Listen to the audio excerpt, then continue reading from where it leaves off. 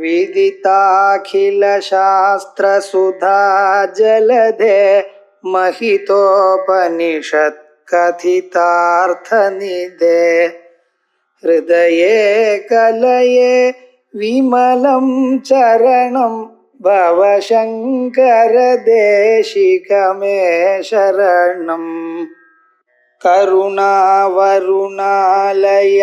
पालय मां भवसागर दुःखविदूनहृदं रचयाखिलदर्शन तत्त्वविदं भवशङ्कर देशिकमे शरणम्। ओम श्री गुरुभ्यो नमः।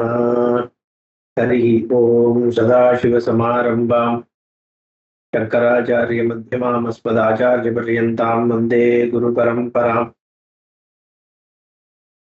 ईश्वरो गुरुरात्मेति मूर्तिभेदविभागिने व्योमवद्व्याप्तदेहाय दक्षिणामूर्तये नमः। षड्विंशोऽध्यायः मणिकर्णिकाख्यानवर्णनम्। अगस्त्युवाच प्रसन्नोऽसि यदि स्कन्द मयि प्रीतिरनुत्तमा तत्सामाक्षस्व भगवन् चिरं यन्मे हृदि स्थितम्। अविमुक्तमिदं क्षेत्रं कदारभ्य भुवस्थले परां प्रतिदिमापन्नं मोक्षदं चाभवत् कथम्। कथमेषां त्रिलोकीढ्य कीयते मणिकर्णिका तत्रासीत् किं पुरा स्वामिन् यदा नामरनिम्नगा। वाराणसीति काशीति रुद्रावास इति प्रभो वापनामधेयानि कथमेतानि सापुरी। आनन्दकाननं रम्यम् अविमुक्तमनन्तरं महाश्मशान इति च कथं ख्यातं शिखिध्वज। एतदिच्छाम्यहं श्रोतुं सन्देहं मे अपनोदय। அகஸ்தியர் சுப்பிரமணியரை பார்த்து விஞ்ஞாபிக்கிறார். பகவான், எங்கிட்ட நீர் பிரசன்னமா இருந்தால், எங்கிட்ட உமக்கு பிரீதி இருந்தால், என்னுடைய மனசுல இருக்க ஒரு பெரிய சந்தேகத்தை போக்கணும். இவனுக்கு அறிவு, ஒரு சில அறிவு தேவைப்படுறது, அதை நீங்க கொடுக்கணும். இந்த அவிமுக்த க்ஷேத்திரமானது பூமியில எப்படி இப்பேற்பட்ட ஒரு பிரசித்தம், ஒரு புகழ், இப்படி ஒரு புண்ணிய தன்மை மக்களுடைய பாவத்தை எப்ப அடைஞ்சது, எவ்வாறு இந்த காசி க்ஷேத்திரம் மோட்சத்தை கொடுக்கக்கூடிய ஒரு க்ஷேத்திரமாக மாறி, இந்த க்ஷேத்திரமானது எப்படி இந்த மணிகர்ணிகை என்கின்ற ஒரு பெரிய குண்டத்தை உடையதாக, கங்காதேவியினுடைய அனுகிரகத்தை பெற்றதாக ஆச்சு. அமரர்கள், தேவர்கள் இவர்களெல்லாம் பூஜிக்கக்கூடிய தன்மை உடையதாக எப்பொழுது ஆச்சு? வாராணசி, காஷி, ருத்ரா ஆவாசம்,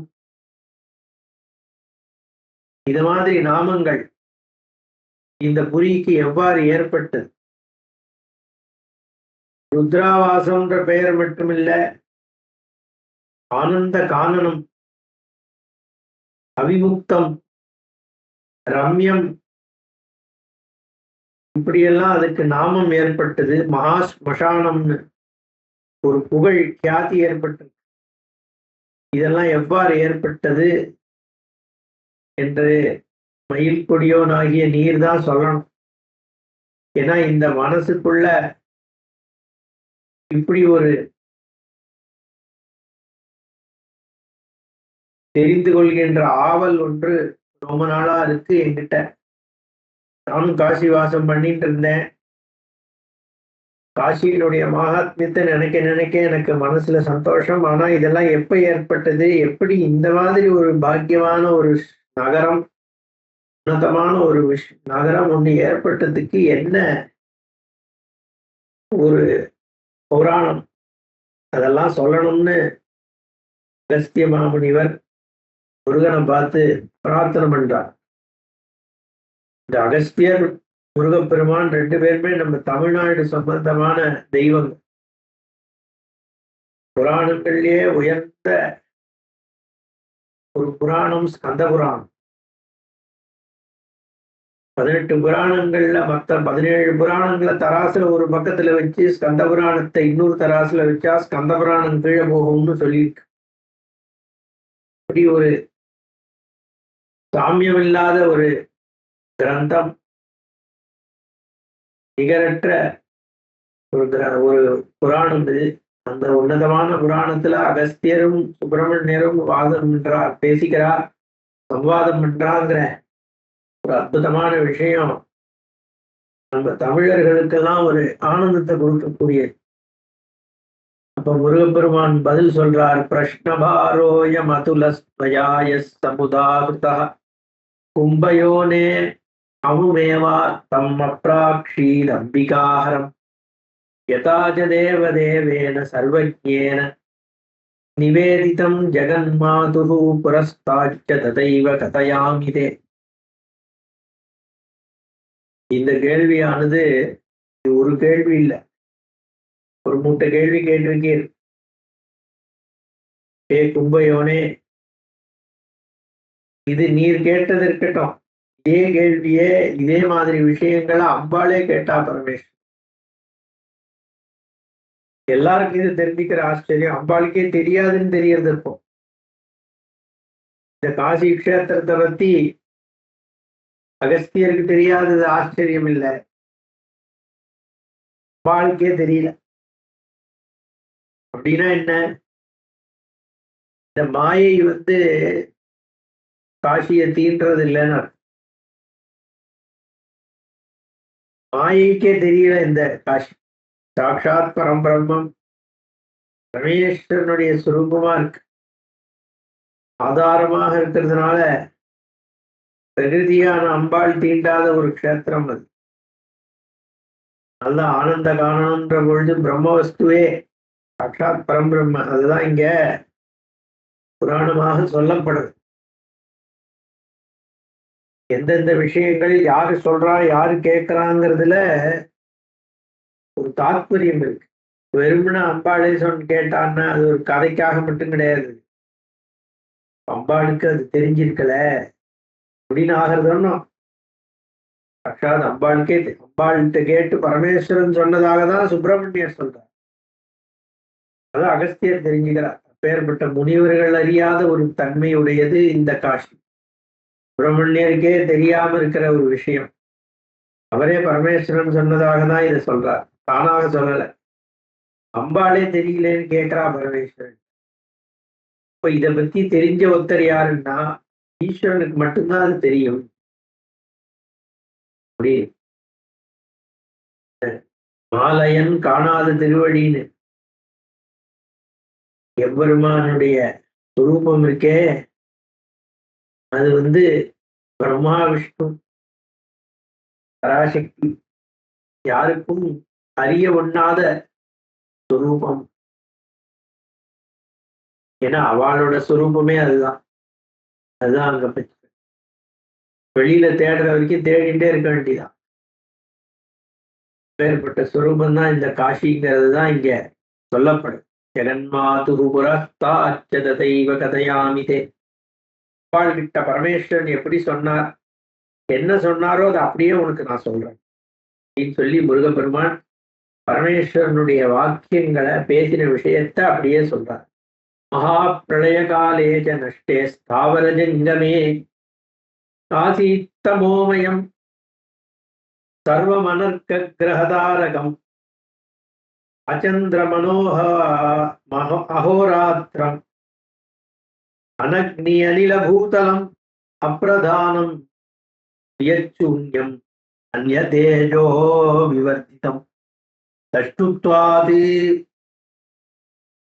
द्रष्टुत्वादिविहीनं च सप्तस्पर्शसमुचितं व्यपेतगन्धरूपं च रसत्यक्तमदिग्मुखम् इत्थं सत्यन्दतमसि रुचिवेद्ये निरन्तरे तत्सद्ब्रह्मेति यच्युत्या सदैकं प्रतिपद्यते मनोगोचरम् वाचाम् अमनोगोचरो वाचां विषयं न कथञ्चन अनामरूपवर्णं च न स्थूलं न च यत्कृशम् आह्रस्वदीर्घमलगु गुरुत्वपरिवर्जितं न यत्रोपयः कच्चित् तथा चापजयोऽपि च अभिदत्ते सचकितं यदस्तीति श्रुतिः पुनः सत्यं ज्ञानमनन्तं च यदानन्दं परं महः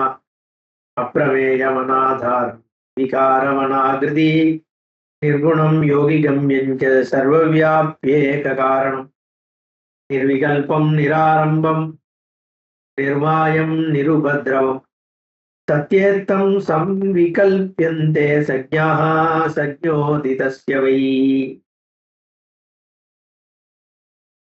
महाप्रलयकाले च नष्टे தாவர ஜங்கமே மகாப்பிரளயத்துல சர்வமும் லயத்தை அடைஞ்சிருக்கு.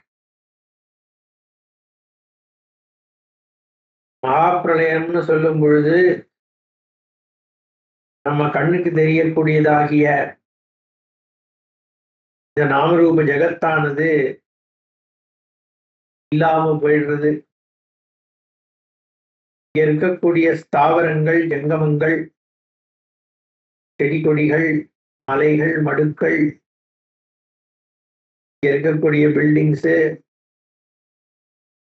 ராக்கெட்ஸு, ஏரோப்ளைன்ஸு, எதெல்லாம் இருக்கோ, உயிரினங்கள், சந்திரன், சூரியன் எல்லாம் இல்லாம போகிறது.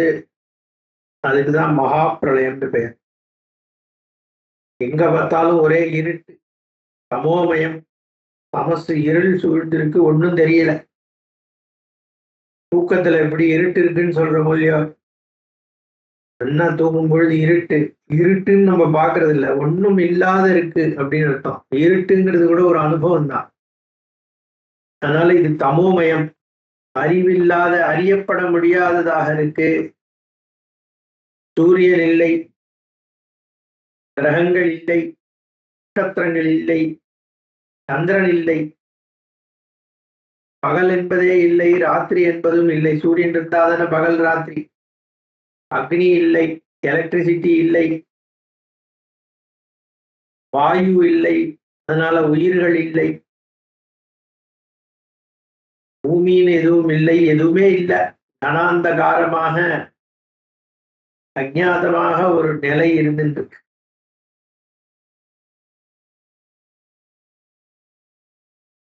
அதே மாதிரி பஞ்சபூதங்கள் எதுவும் இல்லை. பிருத்திவி, அப்பு, வாயு, தேயு, ஆகாசம் எதுவுமே இல்லை. பார்க்கின்ற ஒரு தன்மை இல்லை, புத்தி இல்லை, மனசு இல்லை, அகங்காரம் இல்லை, எதுவுமே இல்லை. ஜீவாத்மாக்களே இல்லை. அதனால சப்தம் இல்லை, ஸ்பர்ஷம் இல்லை, ரூபம் இல்லை, எதுவும் இல்லாம இருக்கிற தன்மை. அதுக்கு நம்ம எப்படி அதை தெரிஞ்சுக்கிறதுனா, நம்ம தூக்கத்துல தெரிஞ்சுக்கிறோம் இல்லையா, அது மாதிரி உலகமே அப்படி இருக்கு. அதனால்தான் வெஷ்டியிலேருந்து சமஷ்டியை தெரிஞ்சுக்கணும். வெஷ்டியில இருக்கிற விஷயங்கள் தான் சமஷ்டியில இருக்கு, சமஷ்டியில இருக்கிறது தான் வெஷ்டியில இருக்கு, அண்டத்துல இருக்கிறது தான் பிண்டத்திலேயே இருக்குன்னு சொல்றது. அதனால அண்டத்தை தெரிஞ்சுக்கணும்னா பிண்டத்தை சரியா புரிஞ்சுட்டாலே அதனுடைய எக்ஸ்டென்ஷன் தான் அண்டம். இப்போ பிரகாப்பிரளயம் எப்படி இருக்குன்னா, நம்ம தூக்கம் எப்படி இருக்கோ அது மாதிரி ஒரே கனாந்த தமசமா இருக்கு. சப்தஸ்பர்ஷ சமுச்சிதம், எதுவுமே இல்லை. கந்தம் இல்லை, ரூபம் இல்லை, ரசம் இல்லை. திசைகள் இல்ல. தெக்தம் அதிமுகம், திக்குகள் எதுவும் இல்ல. இப்படி அந்த தமசம் அந்த சத்தி அந்த தமசி சூச்சி பேத்யே நிரந்தரே. ஊசி அளவால கூட நுழைக்க முடியாம இருக்கு.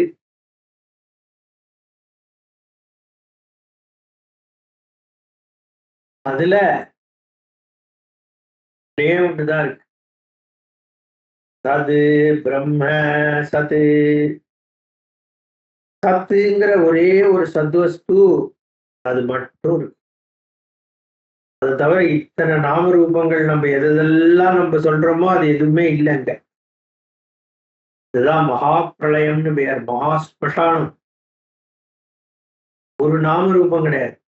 சுடுகாட்டுல என்ன இருக்கு? சாம்பல் ஒண்ணுதான் இருக்கு, வேறதான் இருக்கும்.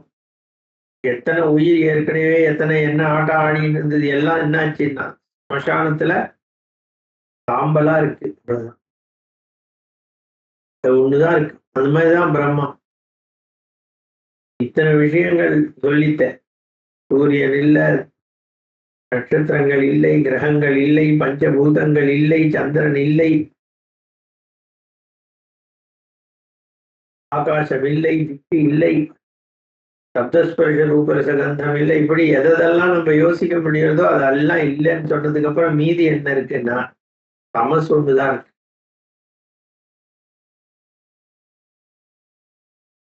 தாமச புராணம் உண்மைதான், தமசு தான் உண்மை. எல்லாத்தினுடைய உண்மை கடைசியில பார்த்தா இந்த தமசு தானே.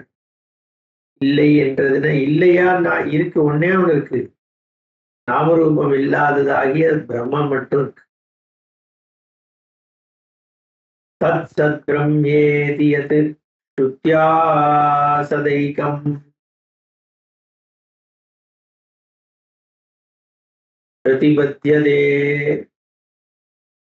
அந்த ஒண்ணுன்னு ஸ்ருதி எதை காண்பிக்கிறதோ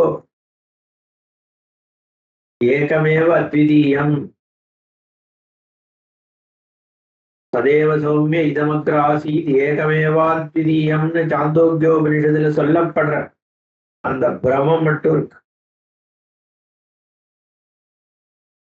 ஏகம் அத்விதீயம், இரண்டில்லாததாகியது. ஒன்றுன்னு சொன்னா பல ஒன்று இருக்கு. பசுமாடு ஒன்று அப்படின்னா பசுமாடை தவிர அப்ப வேற விஷயங்கள் இருக்குன்னா அது இருக்கட்டும். பசுமாடு மட்டும்தான் இருக்கு, அது ஒண்ணுதான் இருக்குன்னா அப்ப பசுமாடுங்கிறது என்ன? 4 கால் இருக்கு, வால் இருக்கு, கொம்பு இருக்கு, மூஞ்சி இருக்கு, வயல் இருக்கு, மடி இருக்கு, இத்தனையும் சேர்ந்ததுதான் பசுமாடு. அப்போ ஒரு பசுமாடுன்னு சொல்றோம். ஒண்ணுன்னு சொல்லும் பொழுதே அங்க பல வந்துடுது. 4ன்றதும் வந்துடுது. கால் இருக்கிறதுனால 2 கொம்பு இருக்கு. அப்ப அங்க ஒண்ணுன்னு எப்படி சொல்லுவேன்? ஒண்ணுன்னு சொன்னாலே சகுணமான ஒண்ணுக்கு அவயவம் வந்து ஒண்ணுங்கிற ஒரு பதத்தை சொன்னா 2ங்கிறதும் புரியும். ஒண்ணுன்னு சொல்லும் பொழுதே 2ம் சேர்ந்து புரியாது, 3ங்கிறதும் புரியாது. அப்போ அது ஏகரச பிரம்மம் இருக்கும் பொழுது ஒண்ணுன்னு கூட சொல்ல முடியாது. அதனால அத்விதீயம்னு சொல்றது. அது தவறையும் வேற ஒண்ணும் இல்ல, அதுக்குள்ளேயும் அவயவங்கள் இல்ல, அந்த மாதிரியும் வேற இல்ல. அப்படிங்கிறதுனால ஏகமே அத்விதீயம் சத் பிரம்ம அது மட்டும் இருக்கு மகா பிரளயத்தில். அந்த உன்னை மனசுனாலையும் போய் பார்க்க முடியாது, வாக்குனாலையும் அதை சொல்ல முடியாது, எதுக்கும் விஷயமாறதில்லை, அதுக்கு பெயர் கிடையாது, அதுக்கு உருவம் கிடையாது, அதுக்கு வர்ணம் கிடையாது, அதை தொட முடியாது, அதை சுவாசிக்க முடியாது. இப்படி ஒரு சொரூபம். அமனோ கோச்சரம், அவாச்சாம் கோச்சரம், அவிஷயம், அநாமரூபம், அவர்ணம், அஸ்தூலம், அப்படியெல்லாம் இங்க சொல்றது. மனோகோச்சரோ வாச்சாம் விஷயம் ந கதஞ்சன அநாம ரூபவர்ணஞ்ச ந ஸ்தூலம் ந ச சத்ருஷம். அது மட்டும் இல்ல, அது சின்னதாகவும் இல்லை, பெருசாகவும் இல்லை, அது கனம் குறைஞ்சு அப்படியே லைட்டாகவும் இல்லை, ரொம்ப கனமாகவும் இல்லை. இது எதுவும் அதுக்கு இல்ல. அஸ்வதீர் கமலம் அலகுருத்வ பரிவர்ஜிதம். டைமென்ஷனுக்கெல்லாம் அப்பால இருக்கு. சின்னது பெருசு சொல்ல முடியாததாக இருக்கு, அளவுக்கெல்லாம் அப்பால் பட்டு. கனம் அதுவும் இல்லை. அப்படி ஒரு சதுரூபமாக இந்த பிரளயத்துல. அப்புறம்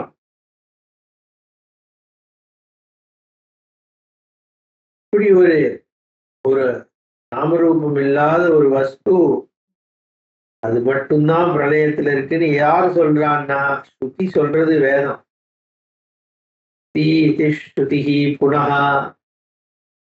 அப்படி என்ன அது ஒண்ணுமே இல்லை இல்லைன்ற, ஆனா ரூபம் இல்லை, நாமம் இல்லை, ஒண்ணும் இல்லைன்னா அப்ப ஏதோ ஒண்ணு இருக்குன்னு மட்டும் எதை வச்சு சொல்ற அப்படின்னா, சத்தியம் ஞானம் அனந்தஞ்ச எது ஆனந்தம் பரம் மகா அப்பிரமேயம் அநாதாரம் அவிகாரம் அநாகிருதி. இல்லப்பா, இல்லை இல்லை இல்லைன்னு சொல்றோம் இது எதுவும், ஆனா அதுக்குன்னு ஒரு இருக்கின்ற தன்மை இருக்கு. இதுதான் சத்தியம் ஞானம் அனந்தம். இருத்தல் என்பது இல்லாம போறதே கிடையாது எப்பவுமே. இன்னவாக இருக்கின்றதுங்கிறது வேணா பொய்யாகிறதே ஒழிய, நாமரூபம்னு சொல்லுவோம், இது வேணா பொய்யாகிறதே ஒழிய இருத்தல் என்பது பொய்யாவதே இல்லை. இருத்தல் என்பது இருந்து கொண்டே இருக்கிறது. அது எதுவாக தெரிகிறதோ அது மாறுறது, நாமரூப பேதம். இப்ப இருத்தல் என் துணி இருக்கிறதுங்கிற என்னுடைய அறிவு, அப்புறம் சூரியன் இருக்கிறதுன்னு மாறுது, பூமி இருக்கிறதுன்னு மாறுது, புத்தகம் இருக்கிறதுன்னு மாறுது, கிளி இருக்கிறதுன்னு மாறுறது, நான் இருக்கிறேன்னு மாறுது. ஆனா இருத்தல் என்பது மாறாமல் இருந்து கொண்டே இருக்கிறது. அது என்னவா எதோட போய் அந்த இருத்தல் ஒட்டிக்குதோ அது மாறிட்டு. ஆனா அந்த பொருள்ல இருத்தல் இல்லை. ஏன்னா அந்த பொருள் நித்தியமா இல்லையே. அது ஒன்ன பார்க்கின்ற பொருள்கள் எல்லாம் காலத்தினால மாறிட்டு. இன்னொன்று, பார்க்கின்ற பொருள்கள் அதனுடைய தன்மை இன்னதுன்னு புரிஞ்சிக்க பார்த்தோம்னா அந்த தன்மையே அது இல்லைன்னு ஆயிடுது. அதனால நாமரூபங்கள்ல இருத்தல் இல்லை. இருத்தல் என்பது எங்க இருக்குன்னா, ஞானம் சத்தியங்கிறது இருத்தல்.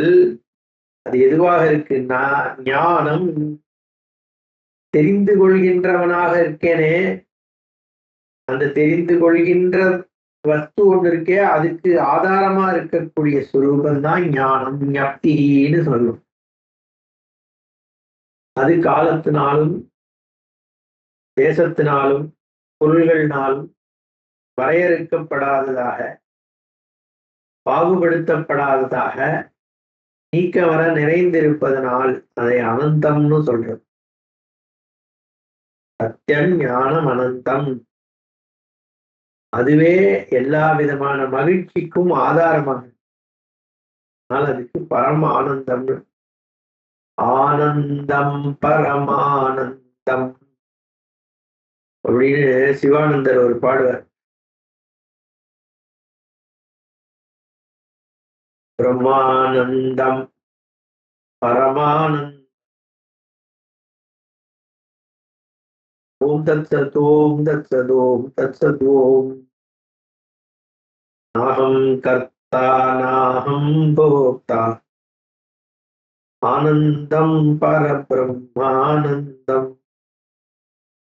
ஜீவாத்மோகம் பரமாத்மோகம் தஸ்மை பிரம்மா பிரம்மைவாகம். இப்படி ஒரு பாட்டு உண்டு அந்த காலத்துல. இப்பெல்லாம் ரொம்ப கேட்கறது இல்லை அது. இந்த மாதிரி ஆனந்த ஸ்வரூபம்,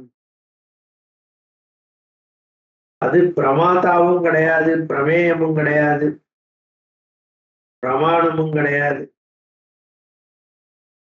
பிரமேயம், அனாதாரம், அதுக்கு ஒரு ஆதாரம் கிடையாது, அதுவே எல்லாத்துக்கும் ஆதாரம். அவிகாரம், அதுக்கு மாற்றம் கிடையாது. அனாகிருதி, அதுக்கு ஆக்கிருதி ரூபம் கிடையாது, அதுக்கு குணம் கிடையாது, நிர்குணம், எதுவுமே கிடையாது. கிடையாதுன்னா அது எப்படியா நான் தெரிஞ்சுக்கிறது? தெரிஞ்சுக்கணும்னா என்ன ஆகணும்? நீ யோகி கம்யம், யோகி ஆகணும் சொல்ற. யோகிகளால் அறியப்படக்கூடியது. கர்ம யோகிகள் இந்த ஞானத்தோட ஐக்கியமாறவர். ஞான யோகின்னா உடனே கர்ம யோகம் மாதிரி எடுத்துக்கூடாது. யுஜுங்கிற பதத்துக்கு சேர்றதுன்னு அர்த்தம்.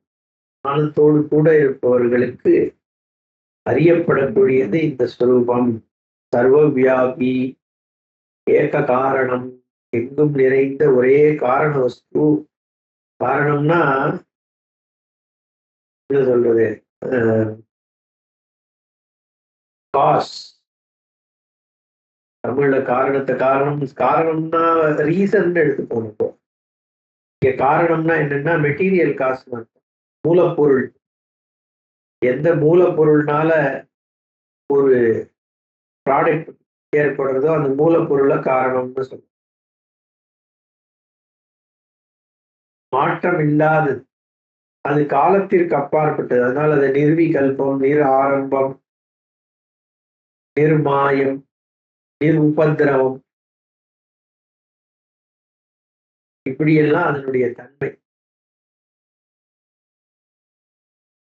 அதுதான், அது ஒண்ணுதான் இருக்கு இந்த மகா பிரளயம்.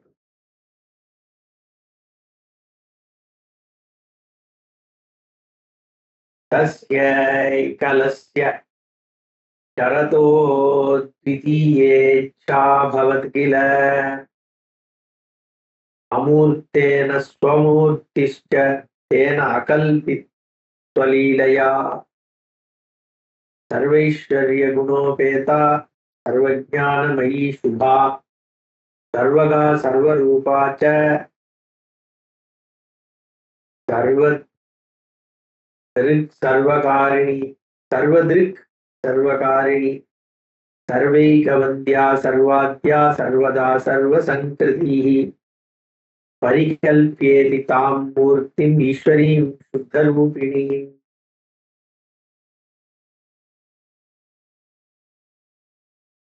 இந்த மாதிரி ஏகரசமா ஒன்னே ஒண்ணு மட்டும் இருந்துருக்கு.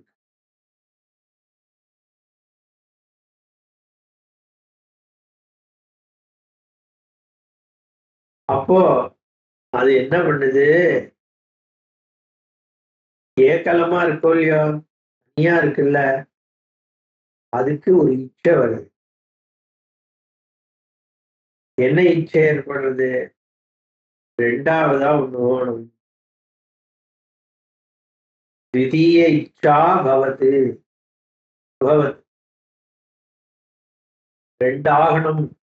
ஒன்றானவன் உருவில் இரண்டானவன், ரெண்டாக நம்ம மாறணும் அப்படின்னு முடிவு பண்ண உடனே அமூர்த்தேன ஸ்வமூர்த்திதா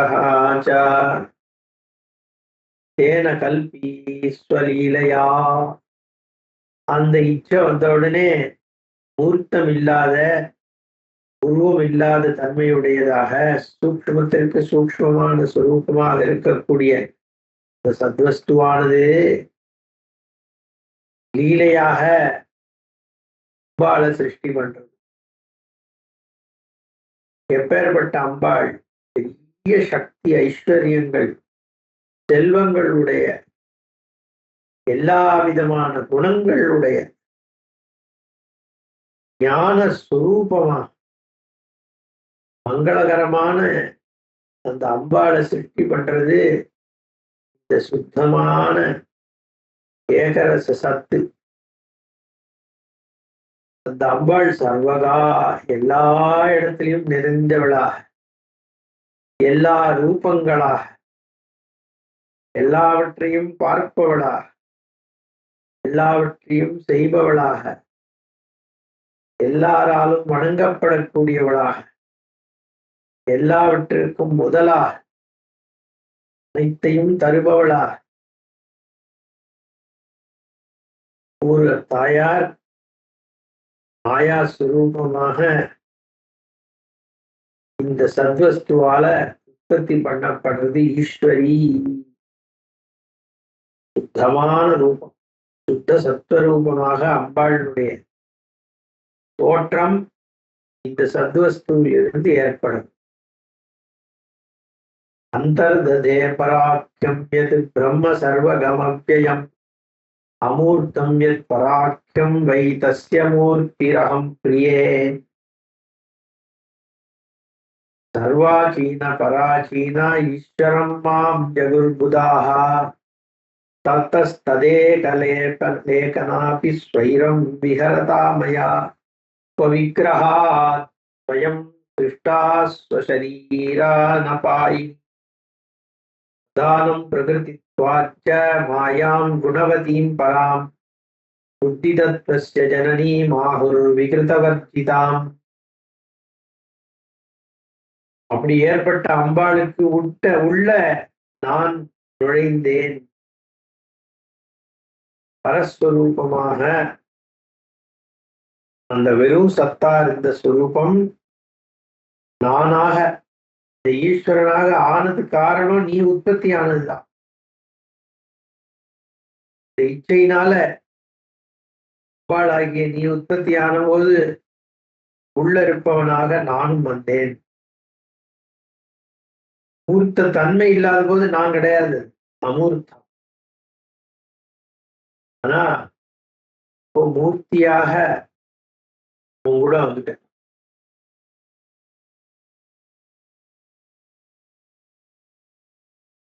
வாக்கு அப்பாற்பட்ட, வாக்குக்கு அப்பாற்பட்ட, மனசிற்கு அப்பாற்பட்ட அந்த சுரூபம் ஈஸ்வரனாக இப்போ இருக்கேன். அந்த ஏகஸ்வரூபமாக இருந்தது என் சுரூபம்தான். இப்போ ஜெகத் ரூபமா விகாரமாக ஆனந்தமாக இருக்கக்கூடிய சுரூபம் நான் தான்.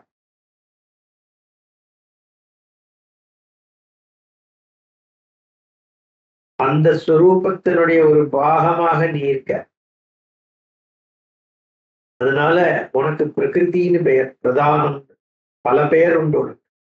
பிரதானம், பிரகிருதி, மாயா, குணவதி, புத்தி தத்துவ ஜனனி, விகிருதி வர்ஜிதா அப்படின்லாம் உனக்கு பெயர் உண்டு. பிரதானம் பிரகிருதி, பிரகிருதிந்த்வாஞ்ச மாயாம் குணவதீம் பராம் புத்தி தத்துவஸ்ய ஜனனீம் ஆஹுர் விகிருதி வர்ஜிதாம். இது உன்னுடைய சுரூபம். இதுல உள்ள கூட இருக்கிற ஏன் சுரூபம் என்ன தெரியுமோ? சுகபத் எல்லாத்தையும் தெரிஞ்சுக்கக்கூடிய ஒரு ஞான சக்தி என்னுடையது. அது உங்ககிட்ட இருந்து வந்த ஒரு தன்மைதான். ஆனா காலமாக சர்வாதாரமா இருந்து எனக்கு புருஷன்னு பெயர். அந்த புருஷனானவன் ஜெகத் சிருஷ்டிக்கு உங்கூட சேர்ந்து நான் பண்றேன். என்னாலதான் இந்த க்ஷேத்திரமும் நிர்மாணம் பண்ணப்பட்டது. எப்போ? சிருஷ்டி ஆரம்பத்திலேயே. யுகபத்யா சக்தியா சாகம் காலஸ்வரூபிணா மயா அத்ய புருஷேன ஏத க்ஷேத்திரம் சாபி விநிர்மிதம். உன்னோட சக்தியாக உன்னோடு சேர்ந்து காலஸ்வரூபியான நான் புருஷன் என்ற பெயருடைய என்னால் இந்த காசி அவிமுக்தம்ன்ற மகா கஷேத்திரமானது நிர்மாணம் செய்யப்பட்டது அப்படின்னு. பரபிரம்மம் எப்படி சிருஷ்டி பண்றது? அம்பாள் எப்படி வந்தா? இந்த அம்பாள் வந்த உடனே அதே சமயத்துல இந்த காசி கஷேத்திரமும் உருவாச்சு அப்படிங்கிறத அவர் சொல்றார். இப்ப ஸ்கந்தன் சொல்றார், ஸ்கந்தோ வாச்ச யாசக்தி பிரகிருதி புரோக்தா தபுமான் ஈஸ்வர பரஹ தாபியாம் ச ரமமாணாபியாம் அஸ்மின் க்ஷேத்ரே கடோத்பவ பரமானந்த ரூபாபியாம் பரமானந்த ரூபிணி பஞ்சக்ரோஷ பரிமாணே ஸ்வபாத தலி தல நிர்மிதே புனே பிரளய காலேபி ந தக்ஷேத்ரம் கதாச்சன விமுக்தம் ஹி சிவாபியாம் யத விமுக்தம் ததோ விதுஹு ந யதா பூமி வலயம் யதாபாம் சமுத்பவ ததா விஹர்த்தும் ஈசேன க்ஷேத்ரமேதத் நிர்மிதம். அதனால இந்த க்ஷேத்திரம் பூமி ஏற்படுறதுக்கு முன்னாடியே அம்பாள் உற்பத்தி ஆனோடனே இதுவும் ஏற்பட்டுட்டான். முருகன் சொல்றார், அந்த சக்திக்கு பிரகிருதின்னு பெயர், இந்த புருஷனுக்கு ஈஸ்வரன் பெயர். அவர்களுடைய ஒரு சேர்க்கையினால் இந்த காசி கஷேத்திரம் உற்பத்தி ஆயிருக்கு.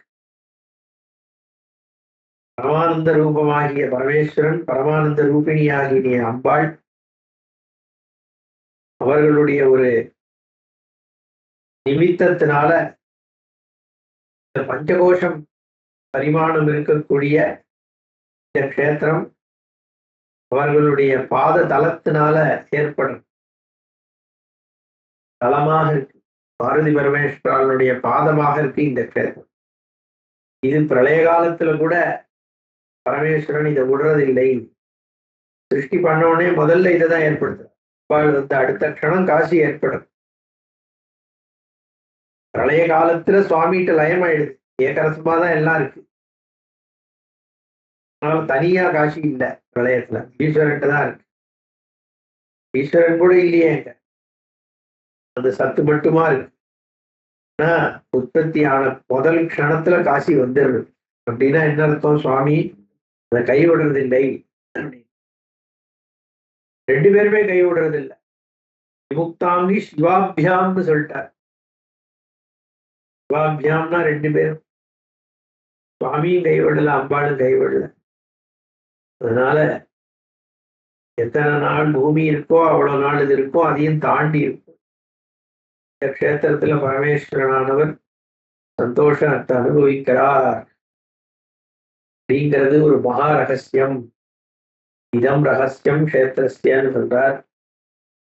மேல அடுத்த செஷன்ல பார்ப்போம். ஓம் பூர்ணமத பூர்ணமிதம் பூர்ணாத் பூர்ணமுதச்யதே பூர்ணஸ்ய பூர்ணமாதாய பூர்ணமேவாவசிஷ்யதே. ஓம் சாந்தி சாந்தி சாந்தி. ஹரி ஓம் ஸ்ரீ குருभ्यो நமः. ஹரி ஓம்.